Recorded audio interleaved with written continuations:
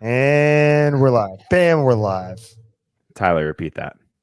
And welcome to the show. Oh, it's beautiful. Thank you For everyone who doesn't know, I that's get what some Tyler sounds like. W's in the chat. Thank you, Cody, for your comment. Can I get some W's in the chat? We don't even have a watcher. How did he comment that already? Ninja. Chat spam the wolf emoji if you love CrossFit. Okay.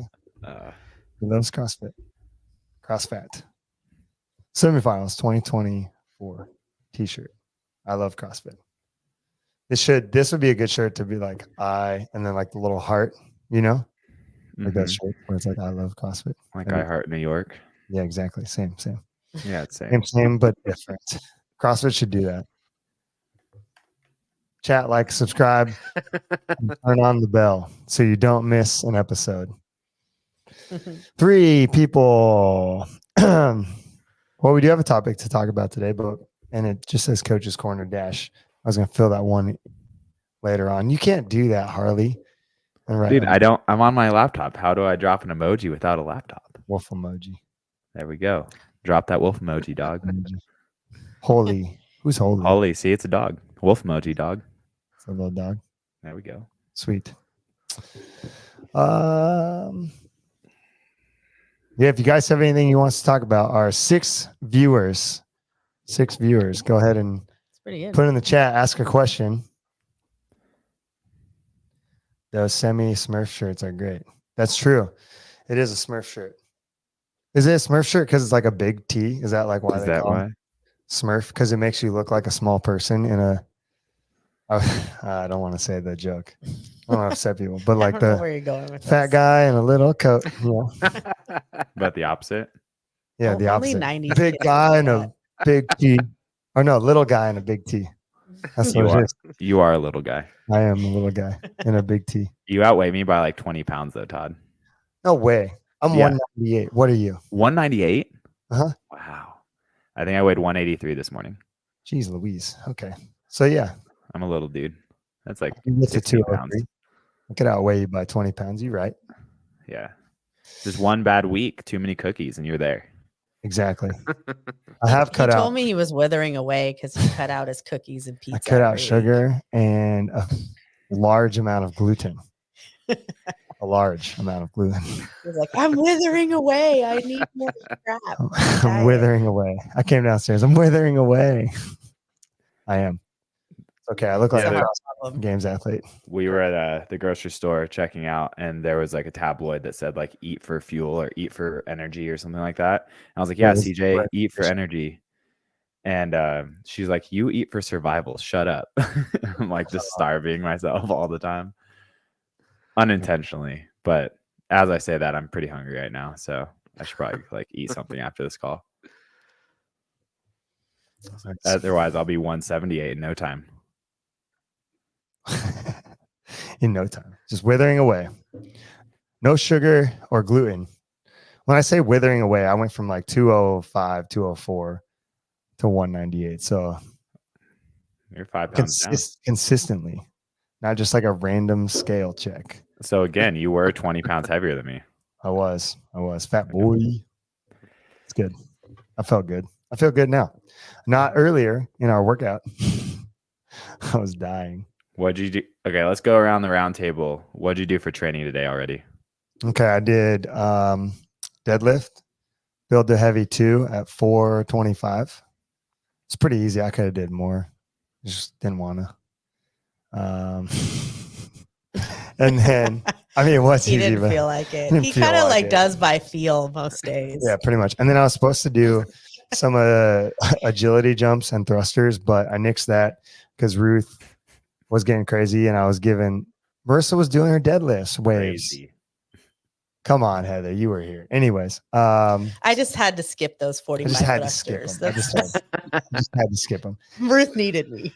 Yeah, Ruth needed me. Marissa did her deadlifts though, and then held Ruth, and then we did together. She did her agility jumps and thrusters though. Yeah, which wasn't that bad until we got to the workout and had to do overhead walking lunges, and my legs were pretty toasted. Yeah, so we did 15 and 12 cal echo, 75-foot overhead single arm dumbbell walking lunges, 30 toes to bar, 25 wall balls, and then rested 1-to-1.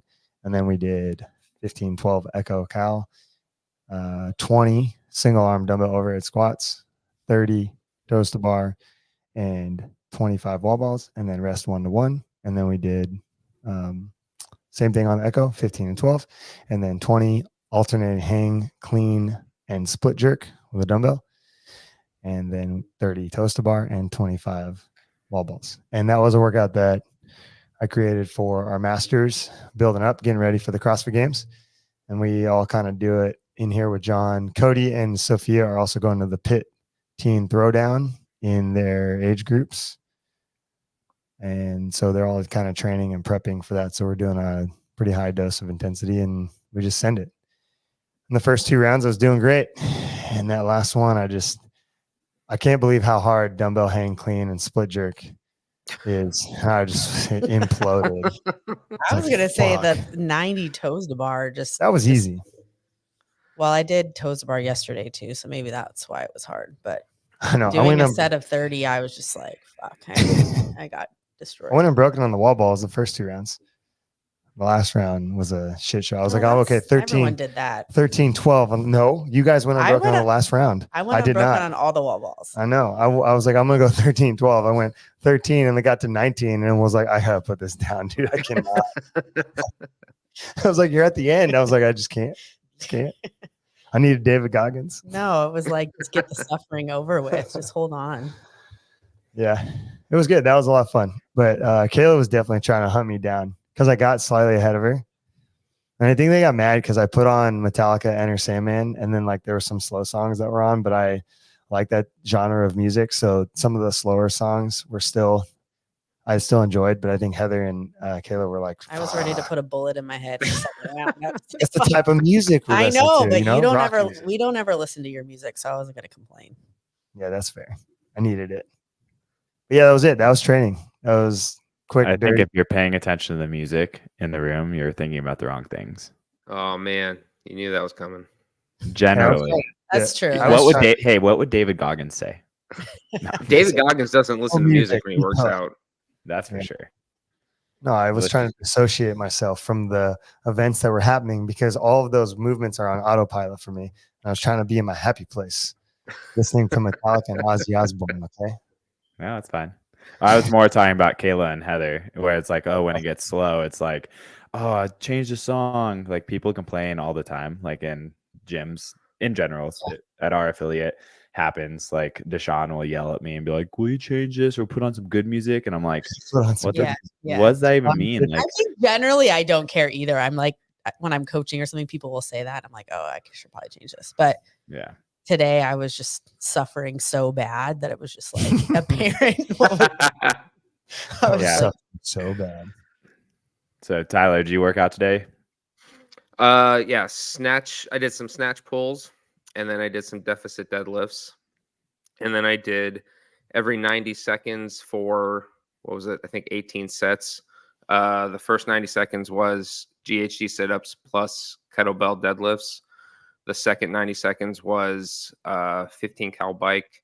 And the third 90 seconds was Russian kettlebell swings. Nice. So, a little hinge in action. Mm-hmm. Nice. That sounds easy. I want to do your workout. I went on a 75-minute jog. Nice. Oh, nice. Okay. Let's see the heart rate data. Pull it up. I don't know. Well, I don't have a heart rate monitor here at the house. I left it at the gym. So my Garmin does not read through my tattoos. So it says I was in zone 1 the entire time. Maybe 0, maybe dead. Sick. No wonder I probably ran it a little too hard. Realistically, I was listening to a podcast. It got me just fired up, you know, who's going to carry the boats and stuff. So I was going to carry the boats today. I'm just kidding. But no, I was just listening to a podcast. I think that like my easy run on Sunday, I felt that I was pulling back the governor the entire time. Like I was just like, oh, I'm going too fast. So today, I'm not going to say like I let myself run, but I definitely was moving faster than Sunday. So I just think that it was probably a little hot. It was more like a true zone 3 rather than like a zone 2 run. Yeah, I mean, sometimes you got to do that though, right? You just got to, I mean, it's good to do zone 2 work, but if you move your heart rate data and you're running and you're doing a lot of it, I think sometimes it's good just to run because you can kind of push out that pace a little bit more. Yeah, But I wasn't even pushing the pace. Like I was still totally comfortable. I took a call in the middle of it, was talking to a client like while jogging. that's what I mean. Like, yeah. Not worrying about the heart rate so much and just like your RPE. And then like, you could run, like make a jump. Like let's say your zone 2 is like a 10:30 and then that day you run like a 9:30 and you still want to run your paces and or heart rate stuff to create adaptations. There was actually something I saw the other day of like, exercise. It's not even exercise. It's like train at the fitness level you're at. Don't train at the fitness level that you want to be at. And I was like, oh man, that's like really true. But you still gotta sometimes because you want that upper threshold. So it should be like what 10-20% of your training, maybe 80-20. Yeah, 80-20. Oh, what? 80-20. How'd you get that breakdown? That's weird. That's crazy. But I tested 10 rope climbs per time today. Oh yeah, because I've been working on that. Yeah, do you know the hippos can climb ropes? I know. Like, and I did it in 4 minutes. It's not really that fast. But no, kinda faster 3:16. than You're me. Austin 3:16. No. It wasn't 4 minutes. You're stone cold Steve No. Austin. That's why I made the joke Oh, about it. Yeah. Because 3:16. There we go. 16. Oh boy. That wasn't my time. I thought you said it was. No, it was No. 4:10 or something. Oh like man, that. I misheard you. John and I were laughing about it. That's why we were Oh. saying that. I was wondering why you were. I was like, what are you talking about? Oh, it went right over our heads. We were like, oh, 3:16. Oh, Austin 3:16. That's sick. I wish I did it. We were that like, fast. oh, you're so badass. Crush But a couple that's- beers over your head or what? Definitely an improvement. It's not great, but it's definitely good for me. You couldn't even do 10 though. I know. Like you legit get like 2 failure. You get to like 6 or 7 and be like, I can't climb the rope anymore. Because my arms, I was using my arms too much. Yeah. Now I'm getting That's better at doing that. I got 7 people watching. Comment in the chat your favorite workout song. I was looking up the No, Ozzy that's Osbourne. terrible. I want to read people's favorite What? workout song. Okay, fine. I'll Like put the mine. Ozzy Osbourne Post Malone. I'll put mine. I know it's Oh, that slow. one's a banger. That one is a good one. Banger. I love that song. What's that one called? I don't Maybe know. It it'll doesn't help matter. us create a new playlist. sometime. No, Sophia's songs are fine. Hey, Sophia listens to some We ghetto listen to ass them all the music. time. I know. That's the type of music I'm Nobody surrounded likes by. pop music at all. All these Gen Never Zs, gets played ever. The These- one day. We played These- it today. hoodlums and their rap music. True. Street youths. True that. All right, no one's commenting in the chat because everyone's probably watching on their cell phones while they're at work and they got to be all quiet. They can't say anything. That's fair. Yeah. Well, in case anybody's watching this, that we already discussed this on the back end. We're not going to discuss the events of CrossFit, just FYI. We're going to let it be for a while. And there's enough people talking on that and we don't know anything. So it's better not to. All right, what's this? Original Training Co. That's the start of the name, 7 and 7. 7 and 7's the song. Turnpike Okay. Troubadours is the band. I've never heard. I don't think I've ever heard. I probably have heard it, but it's slow country music, man. It's not. It's not what people want. That's not it. It's what I would listen to. As they say in the gym when you're doing poor movement or you're not going fast enough, that's not it. Did you guys know we say that to people? Yeah, I knew that. All right. It arose from Sophia when she was Doing burpees. doing burpees and going real slow and not getting the score she wanted. And Marissa was like, that's not it. That's not it. And so now anytime someone does something that's, we're like, that could be better. Like, we're just like, that's not it. Let's see. I know the 515 class loves their old school rock. That's why I play what? Reggae. Reggaeton? Reggae? Reggaeton. Reggaeton. What is that? It's reggaeton, fool. Sorry, I don't know what that is. Shri, what is that? Like, what type of music is that? You don't know what reggaeton is? I'm uncultured in the music land. Okay. Clearly. She'll let Explain you it to know. me. She'll Hey, let look you at know. at least I can tell you I don't know. She's gonna let us know. OMG. She says OMG. She says we need to talk. We need to talk. So You can't- reggaeton, defined by Google, is a modern style of popular music that originated in Puerto Rico in the late 90s. Yeah, so it's definitely much more of like Spanish-based music that you could sort of, it's pop music, dance music. Yep. There we go. Also, Harley's pronunciation is great. Let's go, dude. Nice. I got it right. well, you should have heard me trying to pronounce, Italian restaurants that we're going to go to for our honeymoon yesterday. This one restaurant looks beautiful on paper. The entire website, emails, everything was just Italian. I mean, it's in Italy, of course. Like, sure, like that makes sense. But most websites along that touristy area like offer English translations and such. They were like, fuck you, we don't care. You have to learn how to speak Italian to come eat our food. You know it's gonna be good. Yeah, it's gonna be so good. And so apparently I was using Google Translate and I was translating it out loud to CJ, and she's like, wow, your Italian's so good. And that was complete sarcasm. So the fact that I got something right makes me feel a little proud. It's not Italian, of course, but that's fine. Yeah, missing the boat on that one. I did tell Sophia today that I judge good Chinese food based on their noodles. Is that a fair assessment? Kind of. I mean, maybe. Like if you were to assess Chinese food, how would you assess Chinese food? Like how their ramen comes out, you're saying? No, that's that. I mean, I guess that's ramen's not. Is it Chinese? I'm not talking about the ramen restaurants that aren't okay. Chinese. I'm talking about like if you get chow mein. Sorry. Yeah, not yeah. Ramen. My bad. Chow mein. That's what you're talking about. I assess sushi by their rice quality. I assess sushi by their fish quality because that's more important. Yeah. Rice is like their rice is great, but their super tuna fat. was just like filth, just complete. Definitely you by could the fish overshadow quality. the fish quality with the rice quality. Have you No, ever you had, cannot. What? Oh, disagree. Dude, have you ever smelt bad fish? Have you ever tasted bad fish? listen? That's not true Some at of these all. work too long. That's why. It's not like actual. Well, it is sushi, but like not. He's talking about California rolls. Like, let's Yeah. clarify that. He's not talking about sushi. He's talking about California rolls. That's not true. If you ever like, why are you pointing at me? Because I'm agreeing with him. I'm like, yeah. Oh, you have to say I agree with Harley. I think this is funnier. Just Well, point. no one can see that. Like you can see it. If This someone's guy over listening, here. like they'd have to be watching on their YouTube, which people do, but like they're not gonna see that you're pointing at Harley. Well, then they're missing out on the joke. Okay. Oh man! But have you ever had poke where like the fish isn't great, but the rice is so good, and like the crunchy toppings are so good, and they're masking their bad fish too. with sauce, crunchy toppings, and decent rice. Yeah, dude, it's so good. I love it. That's not what I would want to eat, especially because poke costs like $15 to $25 depending on where you're at. Well, Yeah. now that I'm in Rochester, I'm not picky because they have terrible Options. Yeah. Yeah.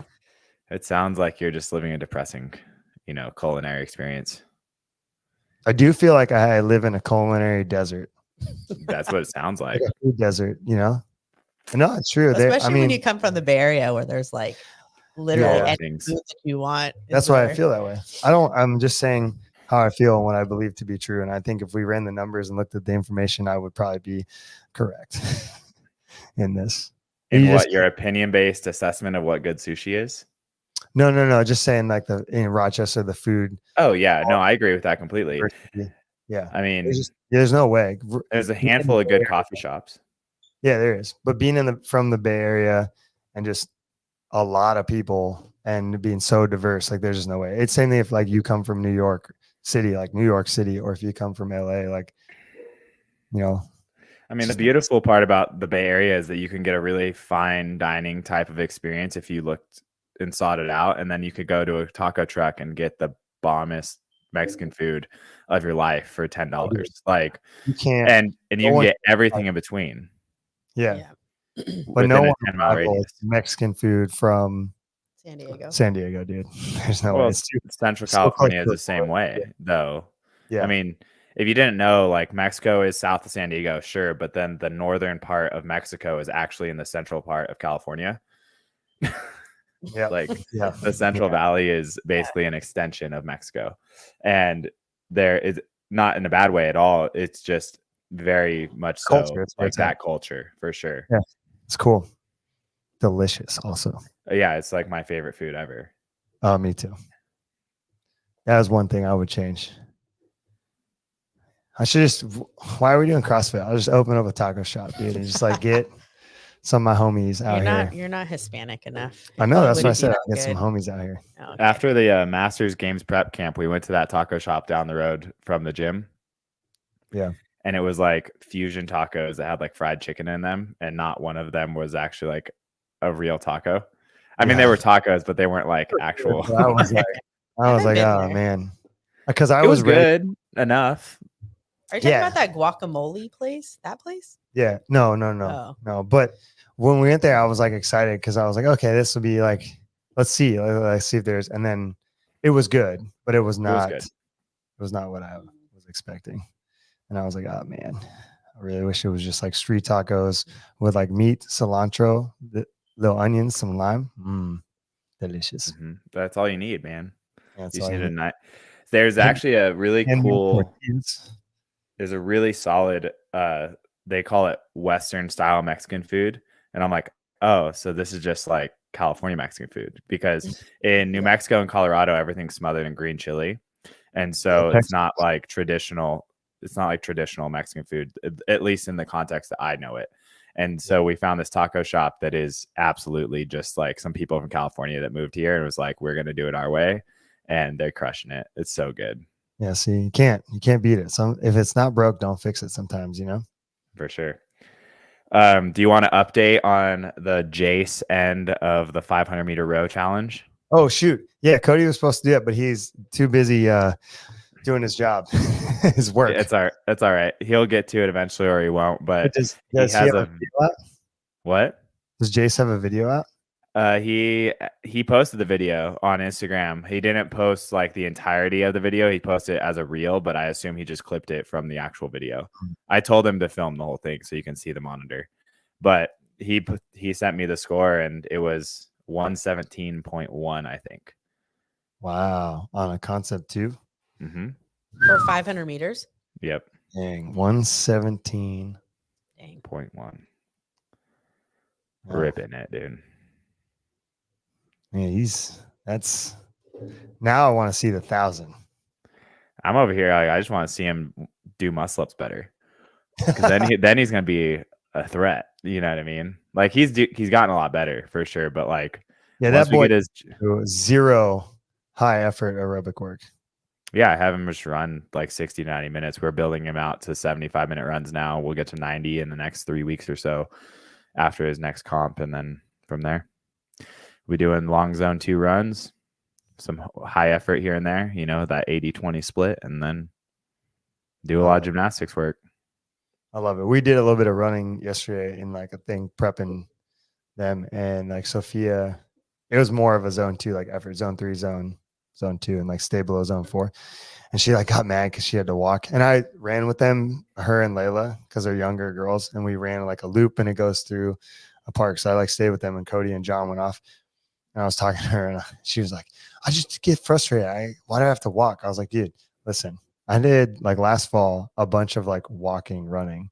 But I think the problem is like, unless you're disciplined in that, and then you don't know somebody has done it, or you haven't gone through the process, because Heather's kind of in the same boat for a little bit, was like, I just got to walk, and everyone gets all mad. And like internally I would get mad, but I just remind myself like, no, this is the process. Like I just walk right now, get your heart rate down. Because you want to be like, you just like, well, I could just run. It's like, yeah, but then you're not going to get the benefits of the aerobic, building capillaries, teaching your body how to use oxygen as a fuel source instead of glycogen.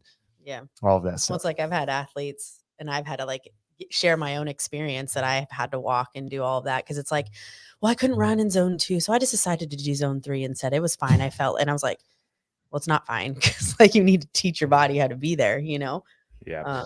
I would love to put people on like a VO2 and find out they're like true like LT1, lactic threshold 1. Because like once you go beyond that, you start using more glycogen as a fuel source. Like you're not teaching your body how to use oxygen as a fuel source, which is what makes you aerobic, right? That's why it's called aerobic. So like it's just crazy how people get stubborn because they want a better score, or they want to feel like they're working out, or they want like whatever, or they want to get better faster. And it's like, well, you're actually slowing the process of getting better because you're not being disciplined enough to just walk when you need to. How's Jace doing on that? Does he give you any feedback like that? Yeah, he's good. He, according to where his heart rate, like his Apple Watch zones are broken down, I've constantly am like, hey, like I'd like to see it a little bit closer to 130, 135, heart rate, because he'll be at like 138, 140. And he's like, that's the edge of the bottom of his zone 2 heart rate. Is like he says that the way where his zones are at in his watch settings is that 130 to 135 is actually like a zone 1. And I was like, okay. Yeah, I mean, but if you think about his age, like if his max heart rate estimated at 202, like that's where the percentages do break down. So I'm like, okay, like that makes sense. Like you're close to it. But I was like, as long as you could hold a conversation like calmly and like feel really easy, it's truly easy to you, then you're probably going to be okay. But try to rein it in. And I think he's doing well. He says he feels like he could keep going for a long time. Because my zone 2 is 131 to 143. Yeah. So that makes sense. I have my settings really low on mine. So like my zone 3 kicks in around 136. You have a Garmin? Yeah, but I adjusted the heart rate zones because Harley. What? The biggest mistake. That's one of their biggest features is that it will learn through workouts and it'll adapt to you based on your heart rate recovery, heart rate variability, subsequent sessions, other sessions. It changes. So here's the thing. It had my estimated heart rate at like 190, and I've never seen my max heart rate ever break 180. Yeah, but just because you haven't seen it, if a tree falls in the woods, does it make a sound? That's completely irrelevant. If you're trying to test, if you're basing it off of your max heart rate, and you have done a max heart rate test in multiple settings and done max effort aerobic work, and you get close to that number, is that your max heart rate? I mean, did you go into laboratory VO2? No, but if you're doing a truly like a max effort aerobic test, like how is it any different? Yeah. I mean, like, it's not like I said, oh, I've only ever seen 178, so I'm going to put 178 as my max heart rate. I'm pretty sure my max heart rate's set at like 188 or something like that. But I feel like Harley just learned something new though about Garmin right now. All right, AutoTech can calculate your maximum heart rate value, performance data recorded by the device during an activity. This value may differ from the observed lower value recorded by your device, as the features can determine a different value based on the proprietary algorithm. See, that's what I was talking about. If the new maximum heart rate is detected automatically, your zones may change automatically to reflect this update. My only argument to that is where we started with this. These guys who do this for a living? No, listen. Sensors and tattoos. Oh, so chest strap. It's not. Yeah, so I would have to wear a chest strap every single workout I ever did. Yeah, and I do that 3 to 4 sessions a week. Okay, my next question: do you regret getting tattoos because of this? this one thing, yeah, for sure. Yeah, is that really a thing? I didn't even know that. Yeah, the light doesn't go through the tattoo. Really? Yeah. So I actually was talking with a friend of a friend, family friend, who works for Apple, and he was just like on the sales side of it, but he was talking with people about this sensor issue. The iPhone originally wouldn't work. Like you know how it shuts off your screen when you're having a phone call? Oh yeah. It senses your skin, the light coming in. It wasn't working with African Americans and people with darker skin tones. So the same thing, like they had to learn that over time of like, how do we adjust for just different tones of skin for these sensors and lights, light absorbing features in the technology. I don't really have a good verbiage for that, but yeah, so sensors are all light based, and the darkness of the tattoo inhibits its ability to get proper heart rate monitoring. Interesting. Yep. I've never heard. That's why I did my 5K test the other day, and it said my average heart rate was like 130. And it's because I didn't wear a chest strap for it. And and Tristan's like, dude, you're an elite athlete now. He's like, a 130 heart rate. It's like that's a zone 2 at like 720 mile. He's like, that's phenomenal. And I was like, I wasn't wearing a chest strap. It's not right. He goes, oh, okay, never mind then. Harley's got a really expensive timekeeper. But yeah, it shows me my pace. That's basically all I use it for, and track my steps. Tells me if I sleep good or not. There's a whole article on it. This is actually kind of cool. So my Garmin is definitely not getting the maximum potential of its technological, opportunities. Yeah. Well, that's good to know for people. I think that they have done a bunch, because there's like even all this stuff too. You could have like goes in here, gives you the science, the device science, golf science, marine technology. It's pretty cool. I've actually never seen this page until right now. There was like a click through link, like a hyperlink on the other page, but kind of just an idea of what they're using and doing. Look at heart rate zones. Warm up, zone 1. Hey, they're saying zone 3 is aerobic. Yeah, zone 3 is perceived as aerobic on Garmin. Yeah. Yeah. Interesting. I'm gonna do but zone 2 is easy. Yeah, that's what mine says. All right. This is cool. I'll look at that later. Fun stuff. I'll look at that later. All right. Did you want to talk about economy and running and skill development? Oh, do you want me to give that 90-second TED Talk? Yeah, give it to us, and then we'll talk about it, because I think it's good for all modalities, and we can give examples.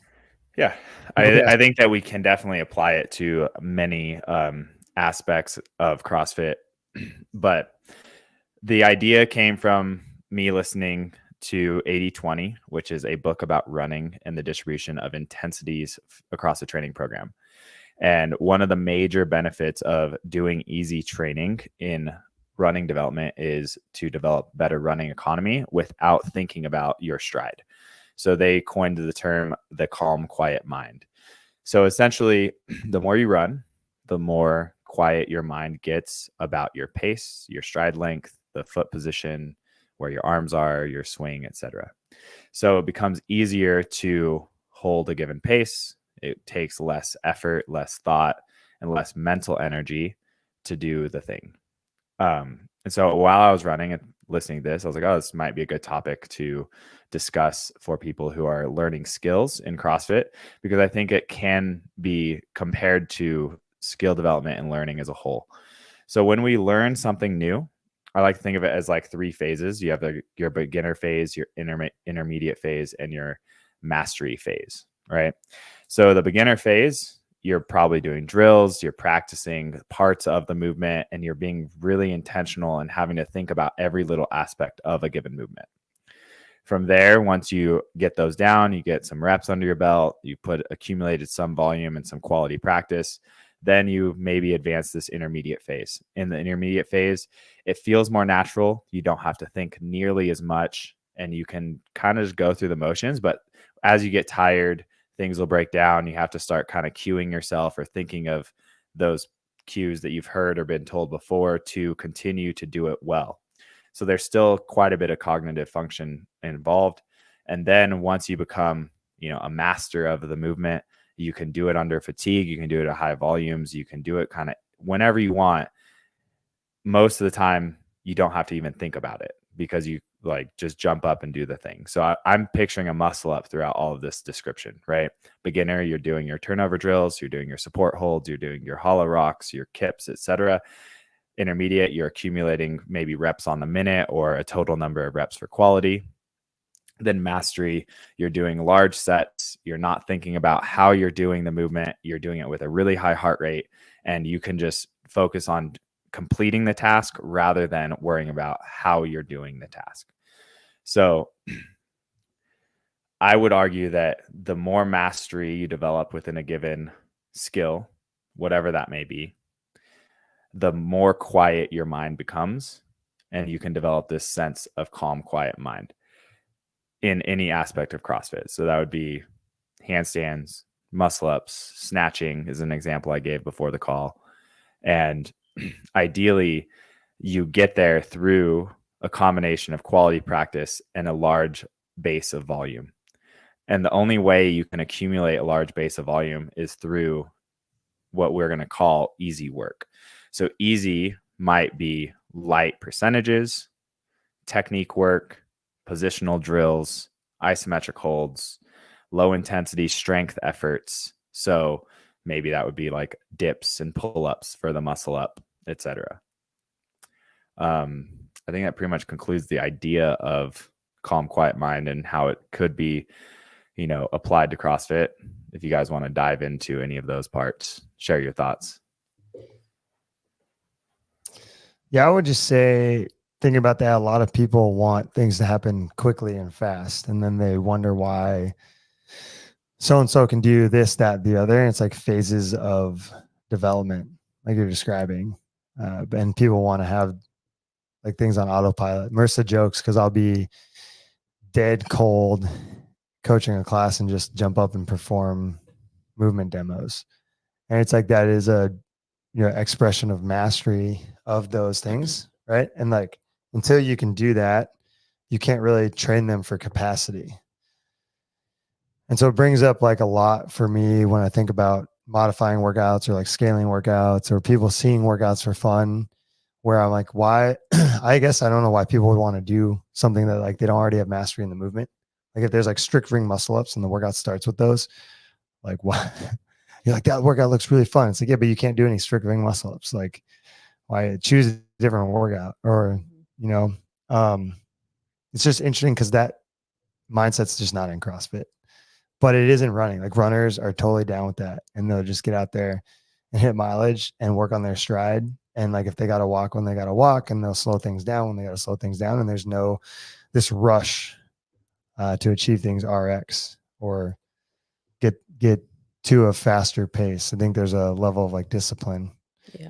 Well, you've said that before with like your martial arts background. It's like you're not even allowed to do whatever skill until you've like mastered the basics of the things before. Whereas I think like in CrossFit, it's like everyone's just like, okay, like I'm gonna do the thing and I'm gonna do all these butterfly pull-ups, but like can't do a strict pull-up, right? Or like expecting like trying to get this mastery outcome without actually doing foundations. And I think like as CrossFit coaches in classes, it's really important to kind of work and let athletes like understand that, because like without having that like foundation and just always allowing them to like do these like harder skills that maybe they haven't even like earned the right to do yet.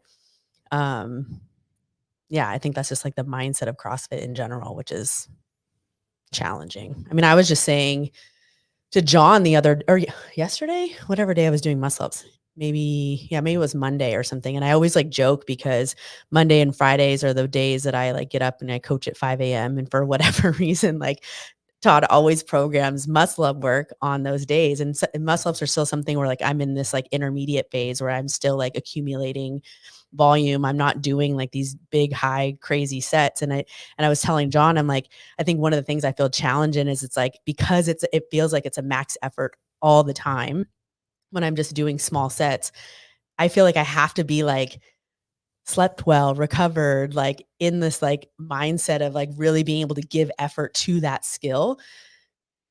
And so it's easier for me, and maybe it's just like an excuse or something that I make in my mind, but I feel like I'm more successful on days when like I know that I have more energy to give to them, I guess. Like I'm not really like, it's hard for me on those days to like give that full effort.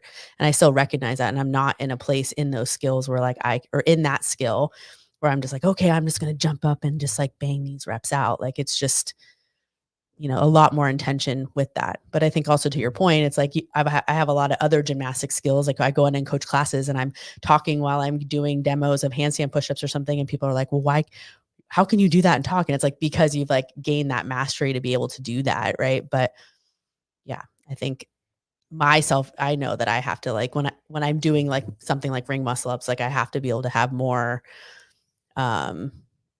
energy and effort, I feel like, or they just kind of aren't really there that day.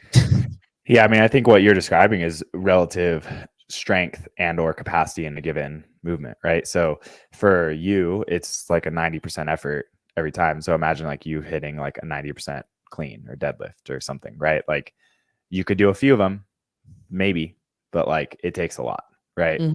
Maybe 90 is an exaggeration, but you get my point. It takes a lot relatively.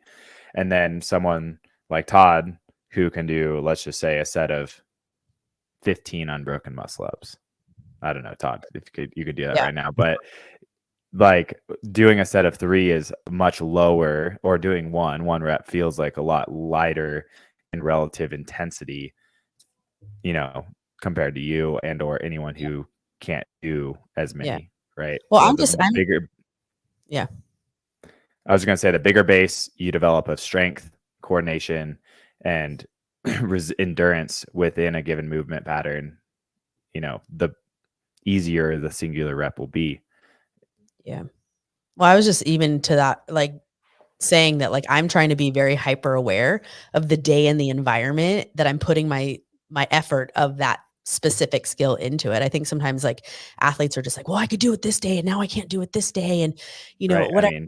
They get so hung up on that. And I think there's validity to that, because it's like, okay, well, you can do it, but why are you struggling another day? But I think I try to like protect that time and really be intentional of like, oh, I really want to be able to do these days. And I try to express that to Todd, like, hey, I like doing it on these days because I feel like I can be a lot more intentional with my effort and my movement quality and things like that. And then I feel like I walk away with it with a better session than like, sometimes I'm just like, I can't, like, whatever. I have like a not good day and then I'm like mad about it or whatever. But for sure. But it's like protect that.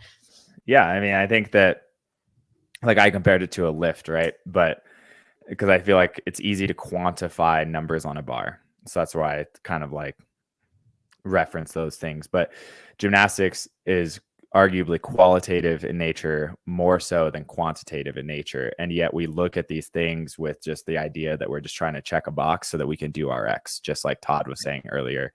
And there's this like nature or this instinct in CrossFit. It's like, well, it's on the board, I have to do it. So like I want to be able to check the RX box and do this thing, but we're not developing good movement patterns and this big base of strength that supports these positions well enough early on due to either ego or this like drive I don't think people find value in that stuff. I don't like, you hear Heather talk about her experience of it taking a lot of effort, energy, mentally and emotionally. And then again, like I guarantee it's physical. There's physical energy there, right? So you're getting adaptation. I think maybe like as a coach, I've like failed a lot of people in this of like figuring out how to give them that information and really stress of like doing a bottom of the dip hold for 30 seconds is giving you a health adaptation and a joint adaptation to make you more robust. I did talk about today, like we're doing a bunch of jump rope stuff. Like we're doing crossovers, we're trying triple unders, crossover double unders, alternating skips, 4-way pattern, like all this jump rope and stuff. And I gave the analogy to people because my grandmother right now does, she does a lot of group classes and she's older. She's like 85 and like, she's drumming like on a drum pad, and they do a lot of that with older people to keep their hand-eye coordination and their neurological connection to help them fight off, death and keep functionality throughout their entirety of their life and be able to live on their own unassisted. And it's like, I think it's easy to make those correlations of like, okay, double unders, right? You're jumping, timing, rhythm, you're being explosive. You got to move the rope and like coordinate around your body and everything else. And that, yes, you could do that with gymnastics, but like you're saying, Harley, gymnastics is so limited by strength because if someone can't do a strict pull up, they're going to have a really hard time doing kipping pull-ups. But the value of the kipping pull-up, of being able to just practice the one singular kipping pull-up and the strength of it, is greater for that longevity. And I think I don't do enough, and I don't talk enough about that, of like why you're doing that. I think people look at it like, well, it's just for CrossFit sport, or it's just for this. And it's like, yeah, but there's a greater, deeper thing. And I try to, like, I would love for someone to try and argue in other fitness cultures have that characteristic. Yeah. I mean, I think that gymnastics is very unique in that regard, that it requires so much strength to even just do the thing, which I bet that calisthenics would argue that, you know, similar messaging, that like they are superior because they can coordinate and, you know, align their system in such a way that they can express force and move themselves pound for pound better than XYZ person. But I think that if we could look through the lens of quality over quantity earlier on in that development, for the sake of joint health, developing that tendinous structure in the holds, using isometrics, you know, in our clients and athletes. And if athletes could look through that lens of like, if I do these steps early on, I'm not only going to move better, but I'm going to be safer doing it whenever I get to express greater intensity. You know, people would have better longevity and also just be better movers.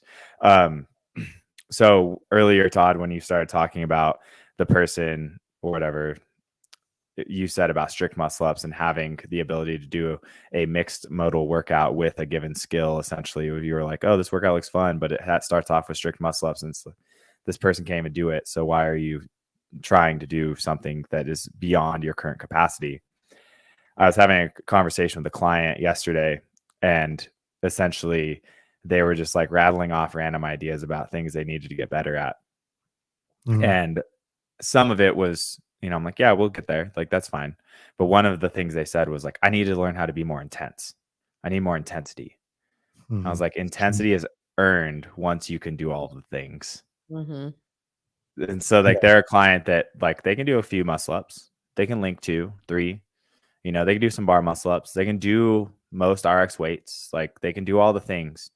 But if you ask them to do it under undue fatigue and or a high level of volume or density, they might have a hard time, or they might get stuck. And that's okay. That's A-okay.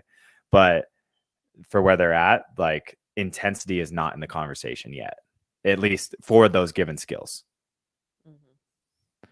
Because the act of, to Heather's point, the act of doing 2 to 3 is intense.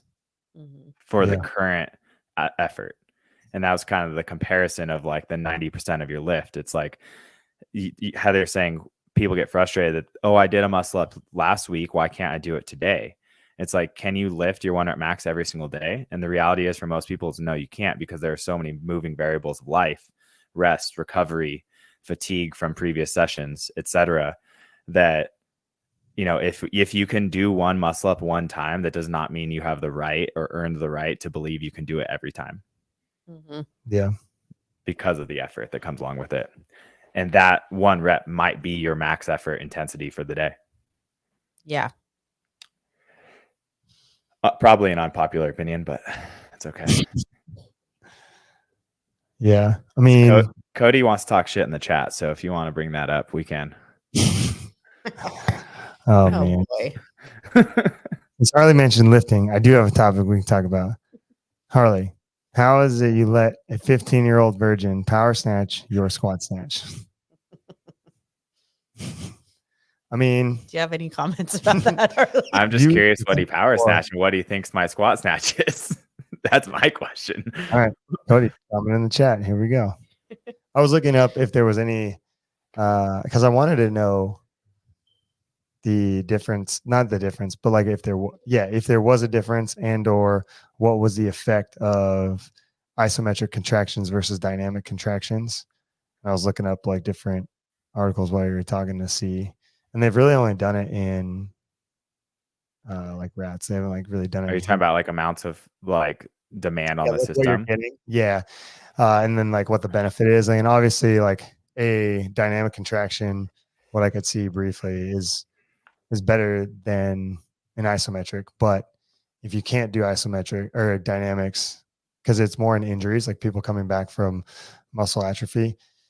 Isometrics work really, really well. So like when we're talking about what you're talking about, Harley, of injury prevention, building more muscle, like isometric holds, like bottom of the push-up, top of the push-up, ring supports, bottom of the ring supports, hanging from a bar in a hollow tension, hollow body holds, L-sit holds. Those things can develop with very limited stress on the system and avoiding injury. Correct. To build more muscle, and rather than not, but it's not as good as dynamic contraction. Correct. But let's define what so I talked about tendinous structure, which, don't get me wrong, like it is a part of a muscle, right?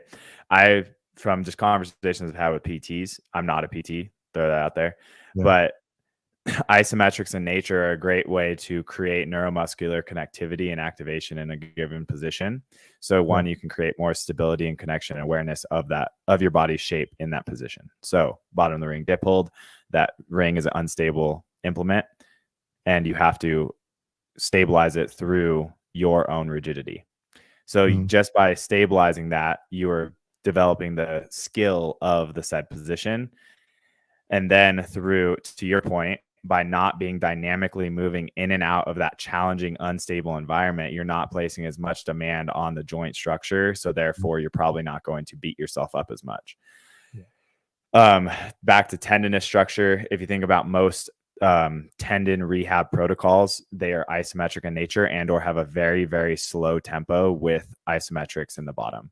So generally speaking, when we're talking about PT rehab and, that popular term prehab, injury prevention, I would argue isometrics have a great place in their system or in any program, so that you are just loading the tendon without excessive damage to the system, so that you are strengthening the connective tissue, not necessarily the muscle belly or the cross-sectional area of the muscle. Yeah. I would say the dynamic aspect of it does create a lot of adaptation in force production, but I would say that is more directed towards the cross-sectional area of the muscle belly rather than the tendinous structure and the elastic qualities of connective tissue. Yeah. When they compared isometrics to dynamic contractions, isometrics improved endurance better than dynamic contractions, like bicep curl over bicep isometric hold. I wonder if that has to do with the continued supply of like blood to the sustained contraction. I don't know. I'd have to look. But that's interesting, because with isometric contractions, you're not getting a muscle pump to get blood in and out of the muscle tissue. So I don't know. That's interesting. Yeah. Well, it's just what NCBI says. Anyways, I'm just geeking out now. So continue on. Cody called me a little girl.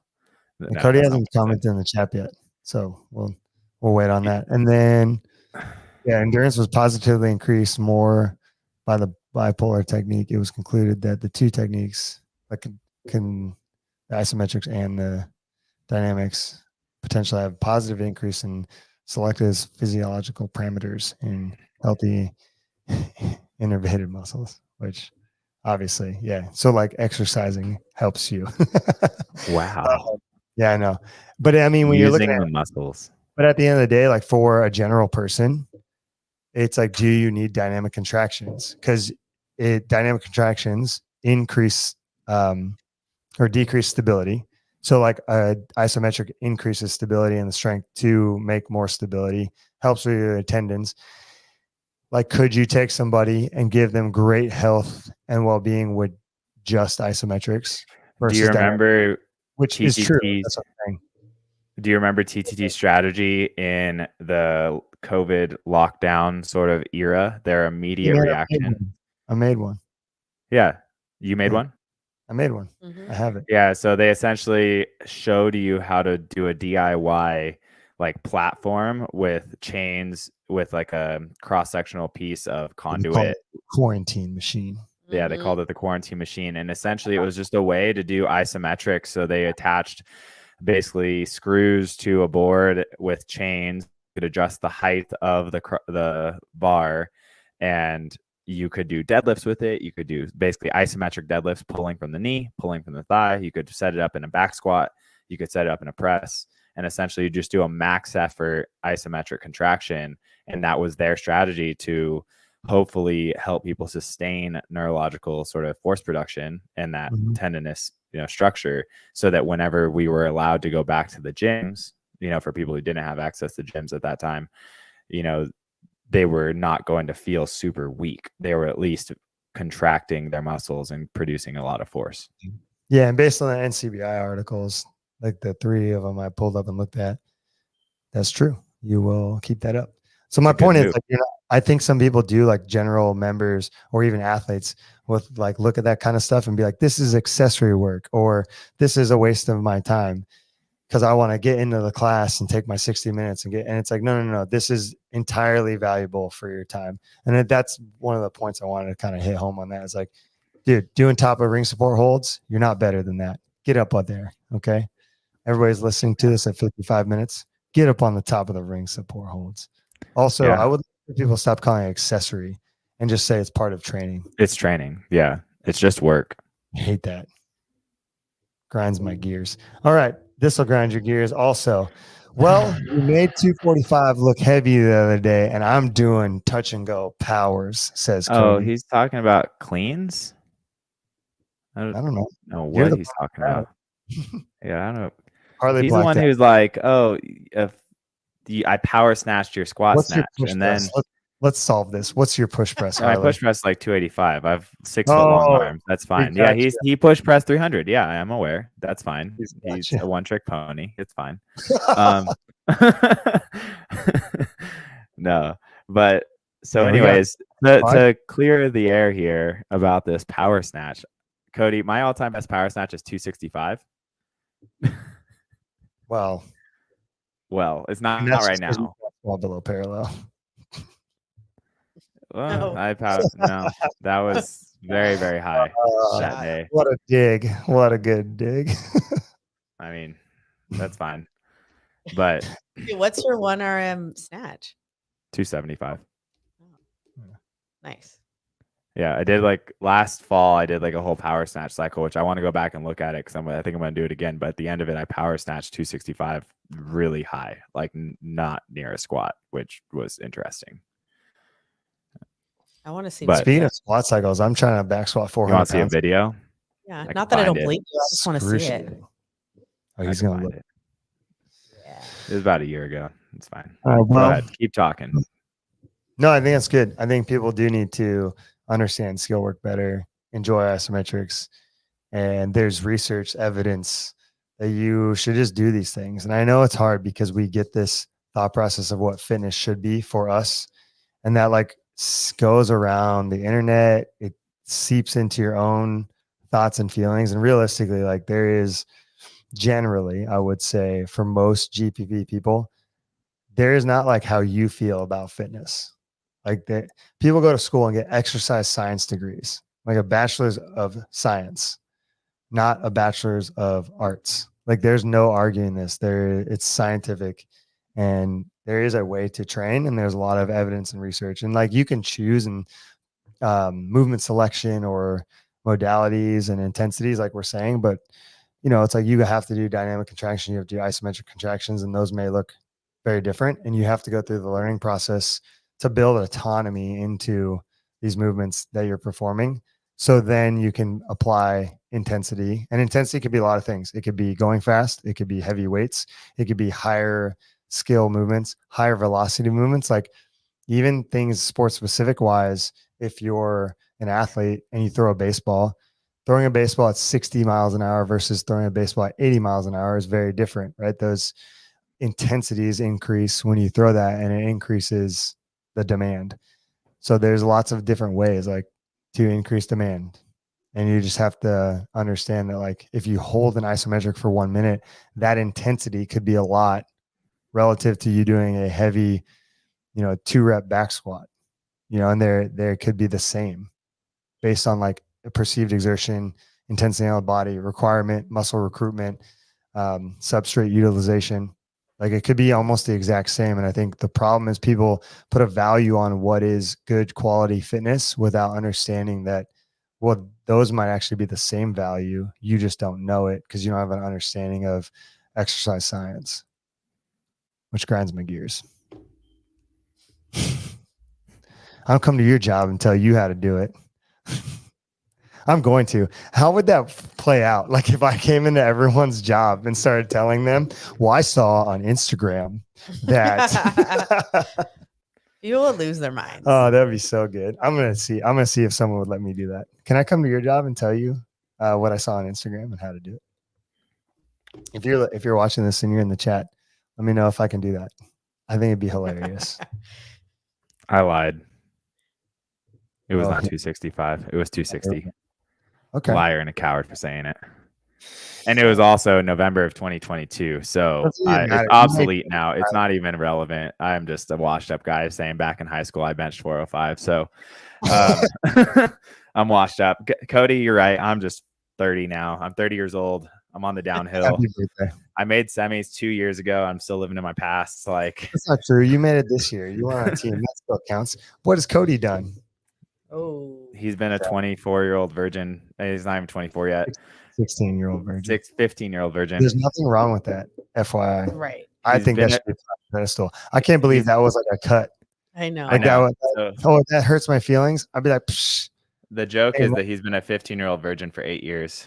Yeah, that's what the however old he is. Yeah. Well,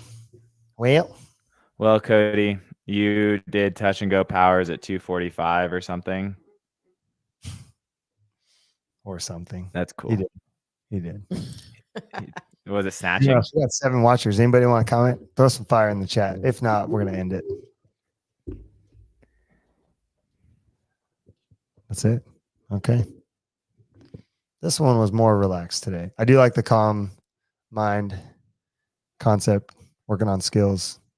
Harley broke that down well. I mean, it's a very simple concept. You don't have to make it too complex. Learn the skill. You'll be less stressed in movements, especially when intensity increases. Pretty straightforward. You just got to do the work. Mm-hmm. That's very and hard. It takes the time that it takes. So don't try to rush your process. That's another topic I had with the client. Was essentially they asked, am I adapting slower than other people? Or do you think that my adaptation rate's slower than other people? And I said, no. You've gotten fitter in the last 3 months, right? And they're like, yeah, I guess so. Oh, that was good. Oh no! Oh, I don't even know if I want to bring this comment. No, up. You should. That was funny. God. That was a zinger, dude. Yeah, I know someone who also snapped their elbow on a 245 snatch. Oh, Sophia, that was good. Wow, dude. Little finger snaps on that one. That was good. Look at that. Just something else, man. Oh, here he comes. It was 265. Well, I'm glad we could all laugh about that, especially they made a comeback. If you guys don't know, Cody did dislocate his elbow on a 265 snatch, and now Sophia, a year later, year and a half, or give or take, is just getting after him. Same thing. Yeah. At the 265 versus 245. Oh boy. Well, that was hot. Way to end it on a banger. I hope you guys like and subscribe.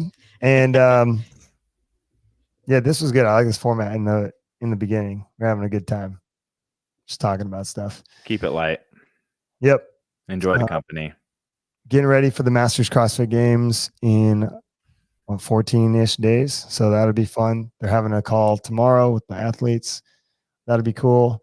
See what they get to do. We'll enjoy it. And yeah, we got some work to do, and we're gonna work hard for it. And we'll see you guys next week, as always.